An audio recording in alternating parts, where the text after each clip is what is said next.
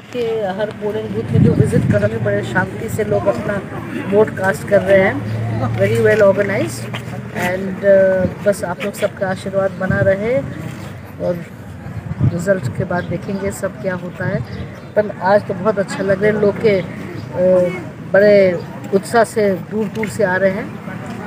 तो बस और क्या बोलूँ, इसमें भगवान की इच्छा है, आप लोग के आशीर्वाद बना रहे हमारे साथ।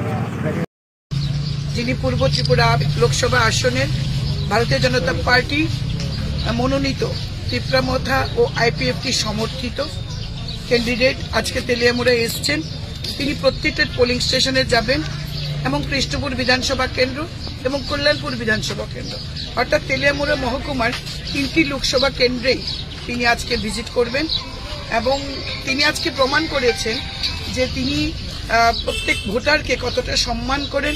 এই কারণে তিনি নিজেই আজকে এসছেন সবার সাথে দেখা করা। এর আগে আমরা তুইচিনরাই, কুশাইটিলা, হাওয়াইবাড়ি এই পোলিং স্টেশনগুলিতে আমাদের প্রার্থী ভিজিট করে এসছেন। আমরা নিশ্চিত আমরা এই পূর্ব ত্রিপুরা আসনে বিগত দিনের ভোট পাওয়ার যে রেকর্ড, সেই রেকর্ডকে ছাপিয়ে আমরা বিজয়ী হব এবং বিরোধী দলের ভোট আমরা আশা করছি তাদের জামানত আমরা জব্দ করতে পারব। সম্পূর্ণ শান্তিপূর্ণভাবে ভোট হচ্ছে, নাগরিকরা তাদের ভোটাধিকার প্রয়োগ করতে পারছে, প্রশাসন সক্রিয়, নির্বাচন কমিশন সক্রিয়।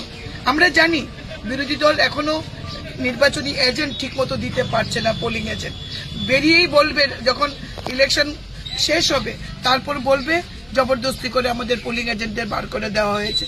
কিন্তু নির্বাচন কমিশনের কাছে আজকের নির্বাচনের যেমন এখন পর্যন্ত কোনো অভিযোগ নেই, তেমনি 19 তারিখেও এমন কোনো অভিযোগ কমিউনিস্ট পার্টি করতে পারেনি।